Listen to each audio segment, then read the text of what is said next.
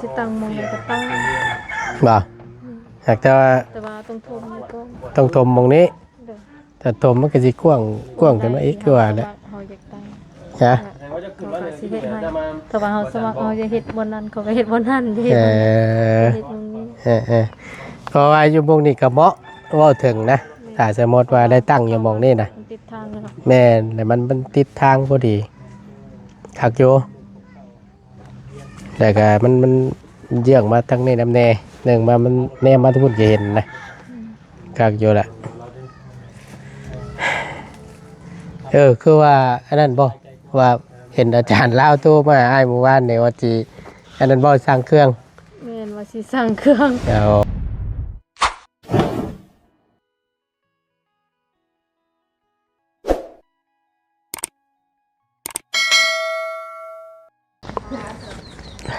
น้องวัวมีพักอีตู้บ่น้องวัวเพิ่งป่ากันฝนอยู่ในถุงนี่ก็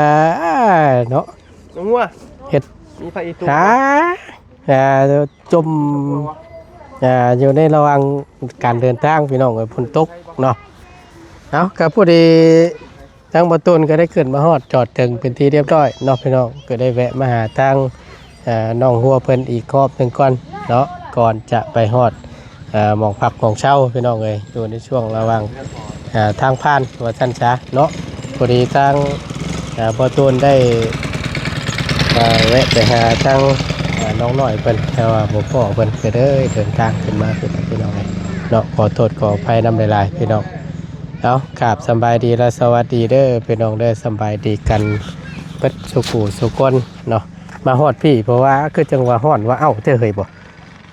อยู่วันระหว่างทางขึ้นมาเพราะว่าฝนตกว่าซั่นตกแต่ตกว่าแต่ว่ายังดีถ้ามันตกในช่วงระหว่างเฮาเลินขึ้นมาแหละมันอันนี้พี่น้องไงมันหยุดตกนะก็เลยมาจอดพักอยู่ในตอนเลยอันนั้นขึ้นมาหน่อยนึงก่อนเชิญมุงพีดนี่แหละพอดีมันยุดว่าสั้นจ้ะเลยก็เลยขี่มาประตกเป็นบางช่วงอยู่แถวนี้ก็ได้เนาะเอากับพอดีคิดจังว่าอันนั้นพ่อพี่น้องเลยเราก็เห็นว่าสิสร้างเสามาเพิ่มเติมอีกพ่อหรือว่าจังใดเนาะเรื่องงานค่าของน้องหัวเฮาได้ผู้ได้คนก็ว่าโตเฮ็ดแล้วนี่เด้อบ่ตัวเด้อว่าซั่นนี่ล่ะพี่น้องเอ้ยเบิ่งนี่แหละ ว่าสิแล้วบ่หรือว่าจังใดเนาะก็บ่จักแม่นเฮ็ดหยังกุกกัวอยู่ทางนั้นก็ได้นึ่งข้าวโอ้ยนึ่งข้าวแรงบ่แปลกเนาะต้องผีฝนบ่ตกเนาะทางขึ้นมาเพราะว่าฝนนำลงว่าซั่นพี่น้องเอ้ยคักแน่ดีเนาะก็อาจจะยังบ่ทันฮอดมื้อฮอดยามเพิ่นแหละพี่น้องเนาะถ้ากล้วยเราก็จังว่างามแท้ๆน่ะตึงคักกะดีอันนี้โอ้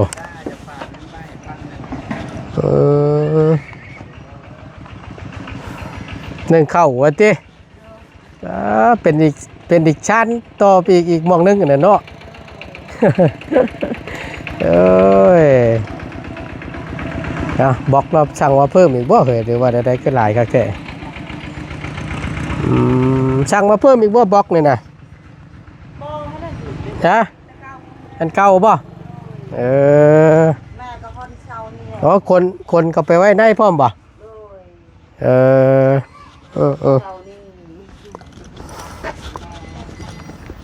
ป้าไ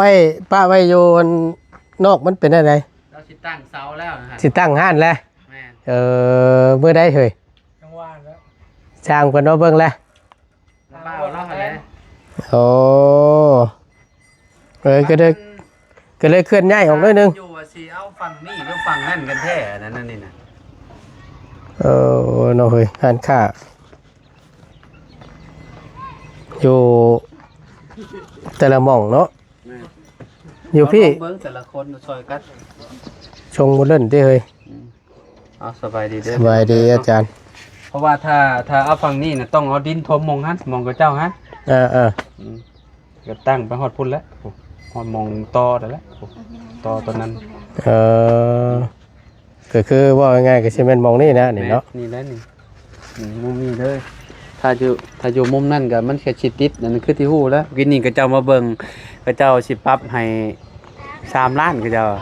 เพื่อให้ปรับอยู่มองได้3แล้ว เอาสิเถิกลงมาเด้ เถิกแต่เทิงลงมา แม่นเถิกแต่ลงมาแล้วก็เอามาไว้อยู่นี่แล้วว่าสิเอาเข้าตารางให้มันอันนั้น ให้มันสูง แม่นให้มันสูงสมมุติว่าสิเฮ็ดฝั่งนั้น เอออยากได้น้ำมัน3ล้าน 3ล้าน ปาด เอาว่า3จะแนมต่อเราประมาณ2-5จังหวัดได้กันเนาะเราหักผ้าเนาะนี่เนาะวนเนาะ เอ ตู้นั่น อ 3ล้านได้ 5,000 บาทได้ปรับนึง มัน เพ โอ้ ราะ โห ว่ามัน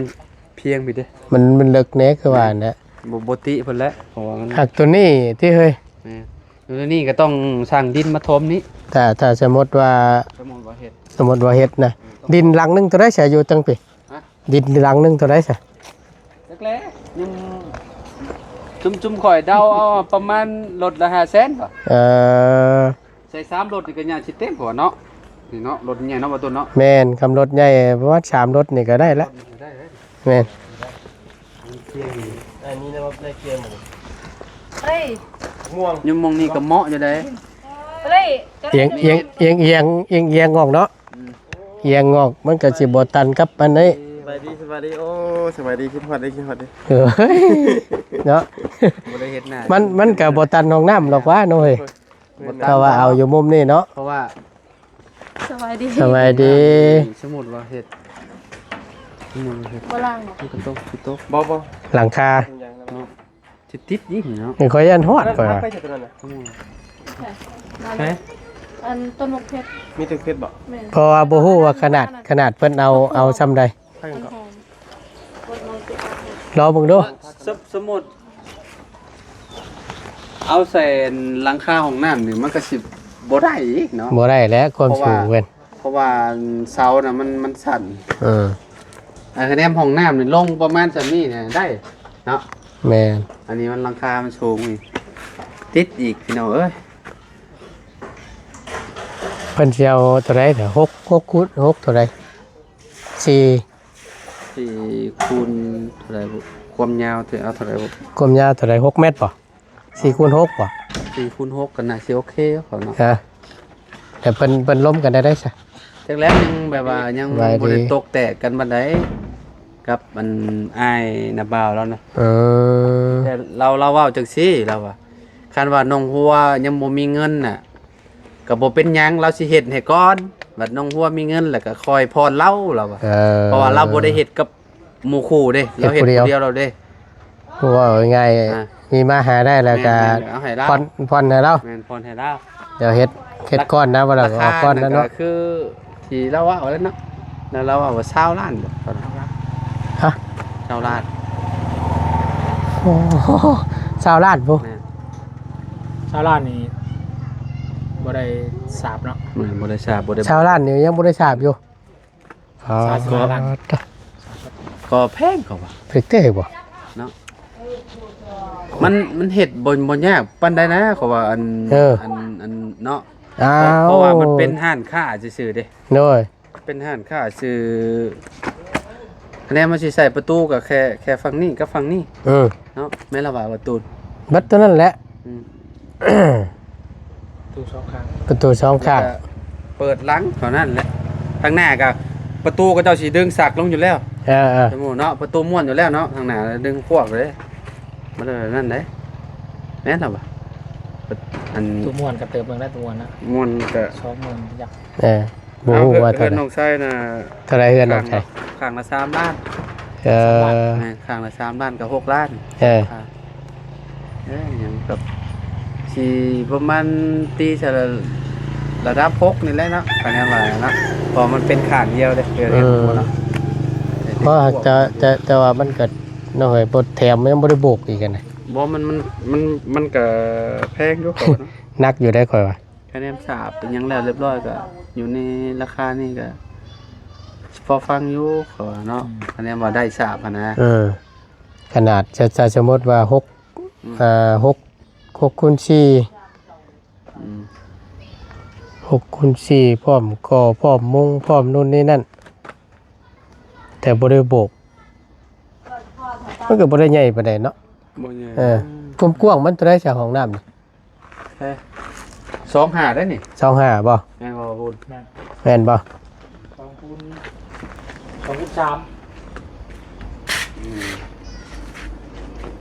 คูณ3บ่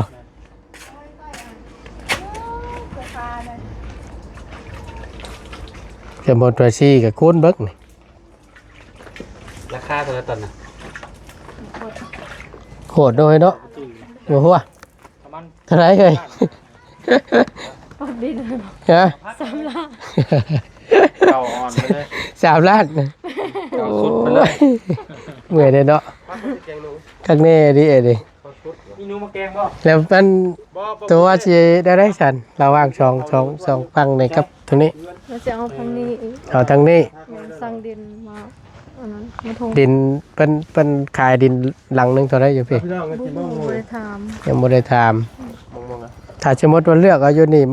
มันสิบ่ติดกับห้องน้ำจะบ่ขนาดเพิ่นน่ะขนาดสมมติว่ามาตั้งอยู่ฝั่งนี้สิบ่ติดห้องน้ำจะบ่ในวัดเบิ่งแล้วจากหน้าทางเข้ามาทางนี้ฮอดนี่ มันจะได้อยู่ ฮะ น่าจะได้ เต้นก็ติดแหละพอดีเฮ็ดประตูทางหลังนี่ก็เข้าห้องน้ำเลย ปุดตรงว่านี่ก็ดิบของน้ำด้วยบ่ บ่อยากออกบ่ว่าแล้วเกิดเนาะว่าก็แล้วก็อันนี้ตั้งไว้ซื่อละว่าน่ะ อืม แล้วคำว่าถ้าสมมติว่าถมมองนี่ก็โอเคอยู่เพราะว่ามันนั่นเด้ประมาณจัก3 ลัง3 ลังนี่ก็โอเคแล้วนี่3 ลังสมมติว่าลังหนึง500,000ก็พอดบ่พอดเดี๋ยวบ่คันใหญ่บ่ ออกมา รุดดามมันแหละ ตัวยีแล้วออกมาเที่ยงเลยนะ ประมาณ1.5 ล้าน บางทีก็คันหนึง6 เซน7 เซนก็น้อย ปัจจุบัน3 ล้านเด้ โอ้ย โอ้ยพี่ดอกเลยจ่ายคักแน่นี่พอแห้งแล้วอันนี้มาหักแต่ว่าทั้งระบาวเจ้าเบิ่งแต่สมมติว่าตั้งหมองนี้เราว่าฟิตแม่นบ่ได้เบิ่งแล้วระบาวเจ้าได้คำนวณเบิ่งแล้ว บ่เราว่าสิตั้งมองใดก็ตั้ง บ่หักแต่ว่า แต่ว่าต้องทมนี่ก็ ต้องถมหมองนี้ เด้อ แต่ถมมันก็สิกว้างขึ้นมาอีกคือว่าแหละ เฮาอยากตั้ง ฮะ เขาก็สิเฮ็ดให้แต่ว่าเฮาสมัครเฮาจะเฮ็ดบนนั้นเขาก็เฮ็ดบนนั้นเฮ็ด เอบ นนั้น อ เฮ็ดตรงนี้ เพราะว่าอยู่หมองนี้ก็เหมาะเว้าถึงนะถ้าสมมติว่าได้ตั้งอยู่หมองนี้นะ มันติดทางเลยค่ะ แม่นแต่มันติดทางพอดีคักอยู่แต่ก็มันเยื่องมาทางนี้นำแน่หนึ่งมามันแน่มาทุกคนจะเห็นนะคักอยู่แหละคือว่าอันนั้นบ่ว่าเห็นอาจารย์เล่าตู้มาอ้ายเมื่อวานเนี่ยว่าจีอันนั้นบ่สร้างเครื่อง แม่นว่าสิสั่งเครื่อง อ๋อ ว่าสิสั่งอีกเสาสั่งต้นแล้ว เสา2 ต้นนะแห่ทรายบ่ พอดีเราเบาแล้วเฮ็ดเฮือนแต่ใส่แดนหั่นแล้วก็เฮ็ดให้น้องเลย เพิ่นสิลงมือเฮ็ดมื้อใดนะ เพิ่นยังบ่แล้วเฮ็ดเฮือนแต่หั่นประมาณ15มื้อแล้วอะ ประมาณ15 มื้อพุ่นละเบิดเดือนนี้ผู้เดียวเหรอ เราก็ถามว่าอยากได้ไว้บ่ เออ น้องก็ว่าโอ้ฟ้าวเพราะว่ายังบ่มีเงิน เออ นาบ่าวไปเฮ็ดเฮือนอยู่พุ่นก่อนนั่นแล้วนาบ่าวสิเฮ็ดให้แล้ว เออ มีเท่าใดก็ให้สำนั้นก่อนบ่มีก็ปะไว้หั่นก่อน อันนี้นี่ก็คือทางเราว่าจะ ซอย เป็นคนลงมือเฮ็ดให้เพียงแต่ว่า แล้วว่าถ้าอยากได้ไว้ก็อันหาสร้างให้ แต่ว่าน้องบ่มีร้านบ่มีเงิน แต่ว่าเราก็ว่าถ้านาบ่าวก่อนนาบ่าวสิให้ จำเป็นต้องได้ถ่าแล้วเนาะอยากได้ไว้อยู่หักแต่ว่าบ่เพิ่นน้ำงบเด้อเนาะ เฮาบ่มีเงินก็ได้ทานนาบ่าว เออ เพราะว่าตั้งนาบ่าวซอยน้ำแน่ เออ เราเฮ็ดผู้เดียว ถ้าสมมติว่าเราแล้วพุ่นน่ะเราสิมา มีครบก็พรเอา ผ่อนเอา เพิ่นอยากได้เท่าไหร่นั่นค่าสร้าง 20 ล้านแต่ว่าลดให้15 ล้านโดยเฮ็ดผู้เดียว อืมอันเว้าในอันเพิ่นเชิญว่าจังได๋พี่น้องเอ้ยในราคาแบบปกติบ่20 ล้านถ้าสมมุติว่า อันโซย ต่างซอยเอ่อ อันเราเฮ็ดอันแล้วเบิดเลยอันเราเฮ็ดอยู่ไสว่าอันติอันเฮ็ดหลังคาซื่อๆอัน20 ล้านนั่นน่ะเอาขึ้นหลังคาซื่อ อืม บ่ได้ก่อบ่ได้เทพื้นเราเฮ็ดอยู่บ้านอะไรหั่นแต่ว่าอันนี้เราซอย 20 ล้านได้โบกนำบ่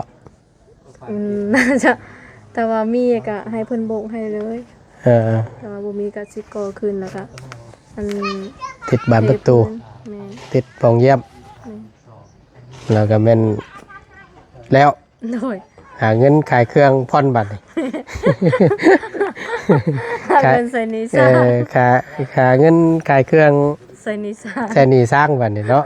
ยามันนะคะแนนได้ว่าเดี๋ยวนี้คะแนนมันแล้วดอก แต่ว่ามีสำหรับขายสำนั้น เออ แต่ว่าบ่ฟ้า หัวที่ดอกเกิดได้สันเนาะตั้งนาว่าวกับจากซอยยังไงทั้งร้านเพุ่นได้ขายเครื่องขายของเอานอกจากเดี๋ยวเบิ่งน้ำกันเนาะไม่แต่ว่าคำว่าเจ้าสิสั่งคำว่าเจ้าสิสั่งแล้วก็ทั้งง่ายบ่ได้นั่นเด้ทั้งง่ายสิบ่สั่งได้ฉันเด้อไม่แต่ว่างบที่ไม่มีนี่ น้องสิสั่งรวมหมดเลยเด้เพราะว่าสั่งแต่เช้าอย่าเขาเจ้าบ่อยากมาส่ง เพราะว่ามันช่องเสาหนึงเนาะ แม่นเพราะว่าน้ำมันเดี๋ยวนี้ก็แพง แม่น บางว่าสิสั่งเช้าแล้วก็สั่งแฮสั่งทรายนํเลย แม่น แต่ว่ายังบ่ทันได้ถามนะบ่าวว่าเล็กอันสิเอาจาก จักเส้น แม่นจักเส้น ตัวเทคานนั่นบ่ แม่น พวกเล็กเส้นเล็กปอกมันนำ แม่นเพราะว่าเขาสั่งบัตรเดียวเลยนะสั่งเท่าน้อยยันเขาเจ้าบ่อยากมาส่ง แม่นมันบ่คุ้มเพิ่นคือว่าและน้ำมันก็คือว่าแหละพี่น้องเอ้ยเอาเป็นว่าเมตว่าจังซั่นแหละเป็นปองเยี่ยมหรือว่าบงกบเด้อถ้าว่าเจ้าสิใช้จักปองจักวงก็คำนวณออกมา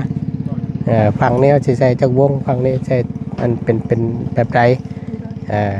อยู่ในงบเฮาหั่นแหละเกินนั่นก็แม่นตื้มเองเจ้า